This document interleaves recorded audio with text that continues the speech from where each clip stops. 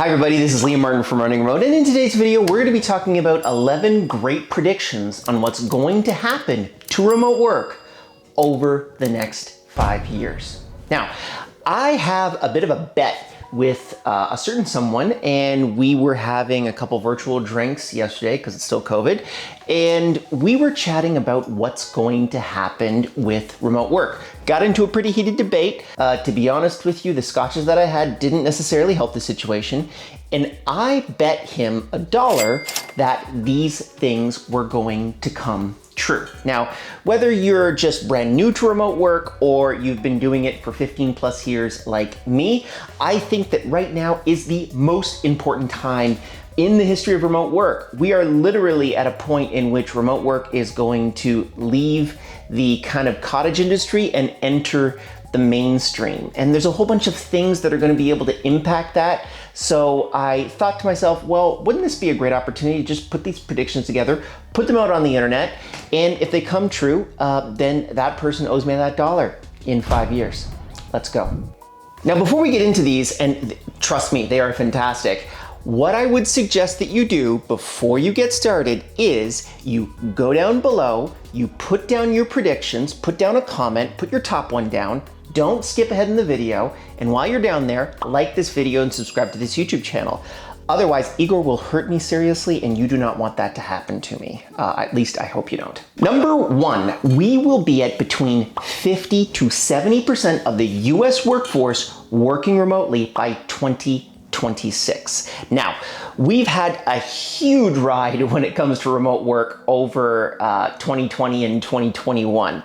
At one point, before COVID started, we were at about 4.5% of the US workforce working remotely. We got up to a peak of 46% before the end of COVID. Basically, at the very peak of that, we were at 46% of the people working remotely. And now we're floating probably down around 30-ish%. And that's probably gonna go down a little bit lower than that, maybe 25%, but fundamentally at this point, I think you're actually going to see a very interesting resurgence of remote work over the next couple years. Now, most of the major predictions before COVID put remote work at 50% of the US workforce by 2028. And the reason why I have 50 to 70% is because there are a lot of jobs that just will not be done remotely. There will be a lot of jobs that get solved through automation in the blue collar physical world, but there's a lot of electricians, plumbers, construction workers, people that serve you in a restaurant, cooks. This is not going to change. A lot of that workforce is going to stay exactly where it is, and they can't be really moved over to a remote work model. So that's why I think it's about 50 to 70%. If you disagree with me, put it down in the comments below. Number two, at least half, 50% of the biggest tech IPOs in 2026 will be remote first or hybrid. Now, I don't know if you know this, but Coinbase, which IPO'd, I believe, at $113 billion just recently, they have, for the very first time, been allowed by the SEC to state that their headquarters is located nowhere. And that's an incredibly exciting time. I actually think it's a bit of a tide change inside of remote work, where I believe very quickly, very soon, within the next few years, it will become evident that hypergrowth companies must, I repeat this, must be remote in order to actually build the growth curve that they need and the efficiency that they need to basically become huge companies like Coinbase or Shopify or Facebook or any of these other companies that are going fully remote into the future. So I believe that half of all IPOs in 2026 will be remote first or hybrid. If you disagree with me, again, put them down in the comments below. Number three, there will be 50 million location independent workers by 2026. Right now, there's about 4 to 5 million location independent workers that are currently existing somewhere around the world right now. And I think that this number is effectively going to 10x over the next 5 years. And the reason being is there's going to be a whole bunch of people that have just been given access to remote work for the very first time. And they're going to recognize that they don't want to just work in San Francisco, and they don't necessarily want to move to Tulsa. And they may even want to go a little bit further. They may want to work in Bali or in Madeira or in any other place that you might theoretically find remote workers that are location independent, what we usually call digital nomads. I think that that's really going to explode. There's a lot of people that say that it's going to be 1 billion people. I do not believe it's going to be 1 billion people. I think it's actually going to be a very small percentage of the population, but for that percentage, they are probably going to be what I like to call dumb rich nomads. They're going to probably be very wealthy individuals that will be able to travel anywhere they possibly want. And it's going to be very different from the original perception of the digital nomad that we had, at least pre-COVID. Connected to that is my fourth prediction. Nomad visas will be available in almost every country in the world. Right now, unfortunately, the vast majority of people that are working location independently are probably not doing it exactly in a legal way. There's a lot of issues that connect to how long you're there. Are you actually a tax resident of that particular country? And I think that nomad visas are a really good bridge to be able to solve a lot of those problems. Now, there are some nomad visas that are like $150,000 for a year, and then there are some nomad visas that are like $1,000 for a year. And I think all of that stuff is really going to get worked out. But what's fundamentally going to be available is pretty much every country on planet Earth is going to have some type of an agreement where someone can come into that country, work there for 3, 6, 12, 24, 36 months, have some type of tax relationship connected to that, and can basically just bypass a lot of the that a lot of remote workers that are location independent have had to deal with classically, which I'm personally very excited about. Number 5 is 50% or more of the $100,000 plus jobs that are classically held by Western workers will be held by workers from developing countries. Now, this one is actually pretty nice. I don't know if you guys knew this. If you go to San Francisco pre-COVID and you went into a company that had more than 1,000 people in it, a tech startup with more than 1,000 people, you would actually find 53% of those people were workers from outside of the United States. They were brought to the United States by those companies in order to work inside of San Francisco. So when you think about San Francisco being a US city, from a worker's perspective, at least in the tech realm, it's actually not a US city. It's more than half of that city being first generation immigrants. And it is the smartest people in the room. Remote work has really kind of let the genie out of the bottle, particularly for companies, and they're now going to pursue that talent where that talent is located, which is not usually in San Francisco. So for companies like me that have been taking advantage of going after fantastic talent at a much more cost-effective rate because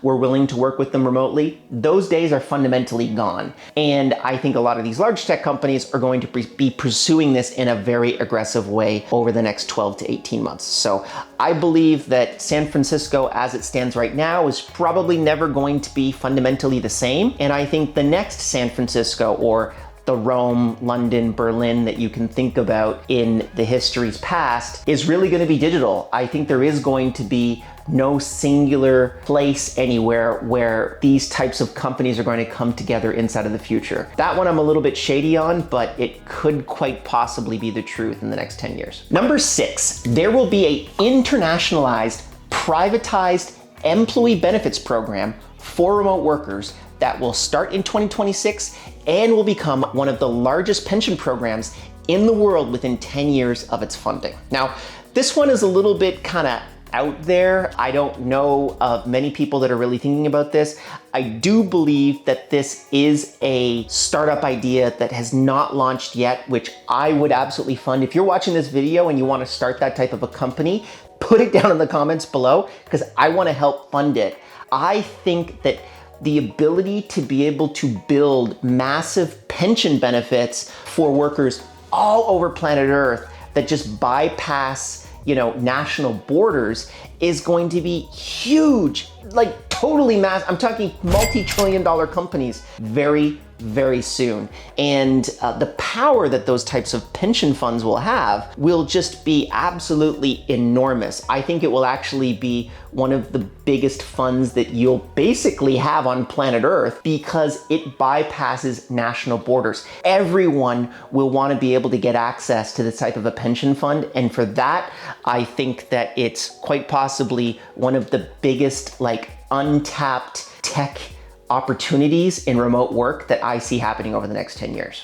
Connecting back to the corporate side, number 7 is corporations that classically couldn't do international structuring to take advantage of tax benefits in different countries will be able to do it quickly and easily due to employment of record companies. Now, I've talked about employment of record companies quite a bit. I am coming out with a video very soon about all of them. But if you don't know what they are, basically, they're a way to be able to legally hire people in different countries very quickly and easily. And I think actually another piece of this model that's not even being recognized at this point is being able to hire companies or hire basically employees under companies for tax benefits. So there's all of these R&D tax credits that are available in different countries. So maybe one country is really good at graphics design R&D tax benefits. In this country, particularly this province and this city, Montreal, Quebec, you get up to an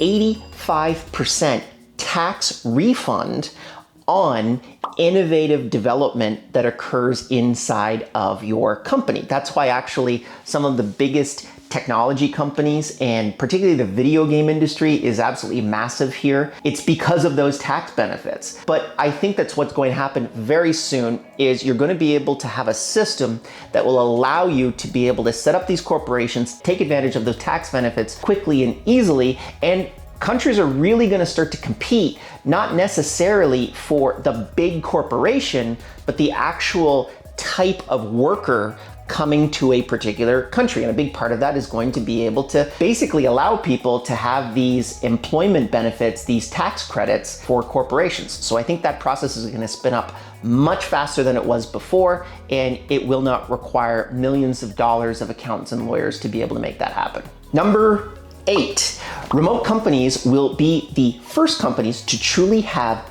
gender and racial equity. Now, you'd think that this is a great thing, and it actually is, but I think it's actually a very pragmatic thing. Inside of remote companies, really, since you're not confronted with people's gender or racial background on a regular basis, a lot of those problems fundamentally disappear. There's a lot less politics inside of remote companies. There's even less politics inside of asynchronous remote first companies, of which we are one and you should be one too.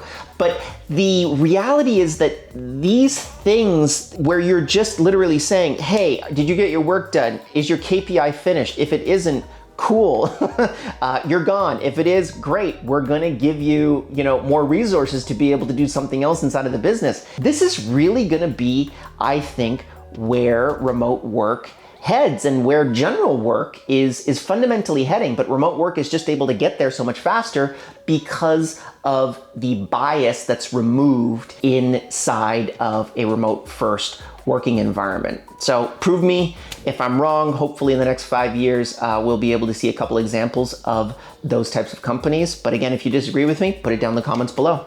Number 9, 10% of the remote workforce will be over 65, and they will do it on a consultancy and freelancer basis to supplement their income. You're gonna see a massive influx of people that are recently retired or maybe even actually have been out of the workforce for 10 years, and they're gonna get back into it. And the reason being is they actually have a ton of experience, and once they understand that they don't necessarily have to work for their local city's company, they could be a consultant that could accomplish a very specific thing better than anyone on planet Earth, and their market is planet Earth, so they'll be able to actually advertise themselves to pretty much everyone on planet Earth very quickly and easily. I said planet Earth way too many times, but it doesn't matter. This is really gonna unlock the senior workforce demographic, and I think a ton of them are gonna have a ton of fun making $10,000 to $20,000 a year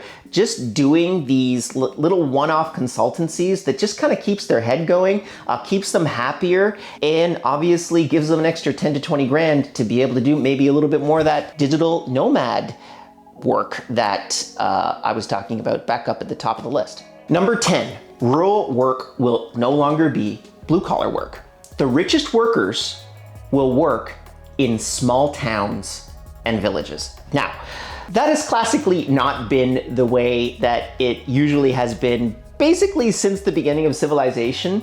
The richer you are, usually the bigger the city that you're located in.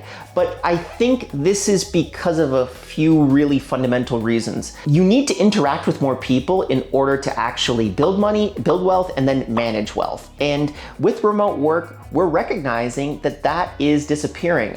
At least in North America, the biggest growth sector has been in the rural construction industry during COVID. And there's a very clear reason as to why that's occurring. It's because the rich are leaving the cities faster than you can blink. They're also moving to much more tax advantageous locations, but they're just recognizing, well, if I have a Tesla as an example that will drive me into the city, why should I live downtown when I don't actually need to go to work on a daily basis? I can work from a beautiful home office in a small town or a rural location and then have that Tesla drive me in 45 minutes on a Friday as an example if I want to go out to dinner. And then if I've had a couple too many drinks, and obviously this won't happen today, but it's going to happen very soon, that Tesla will just drive me right back to my house. So I think that this is inevitably going to happen, at least in my circle of friends. The majority of them are moving to rural environments, or they're at least purchasing chalets, cottages, villas that are in rural areas, and they've transferred the majority of their time to those rural locations. So that's a very exciting concept. It's going to be a much more sustainable type of environment for work and then also for our geological environment. So that's exciting. And again, if you disagree with me, put it down in the comments below. And the last one, number 11, I want it to be one more than 10, which is why I put 11 down. And this is a fun one. 50% or more of the world's remote work will be run through Starlink, which if you don't know what Starlink is, I did a video on it. It's SpaceX's satellite network that is going to provide internet to everyone on planet Earth, regardless of where they're located, quite literally from a satellite dish. And this is probably one of the most exciting things that I've seen happen to remote work, or will happen to remote work over the next 5 years. I've tested Starlink. It is as good as my home connection in a very urban environment, and it's only going to get much, much better as they add in their 9,000 plus satellites over the next 5 years. So I think the majority of work will be done on the Starlink system, which again will add into the rural access to remote work, will add into the location independent digital nomad movement that I talked about, and will generally also allow people from developing countries to be able to get access to the work opportunities that they otherwise would have not been able to get access to. So those are my 11 ideas / predictions. If you think that they're wrong, put it down in the comments below. If you think that they're right, put them down in the comments below. I would love to hear your thoughts on it. And while you're down there, again, like this video, subscribe to this YouTube channel. It helps out the algorithm a ton. So if you're at this point in the video, I really appreciate you watching. And until next time, I'll see you in the next video. Bye.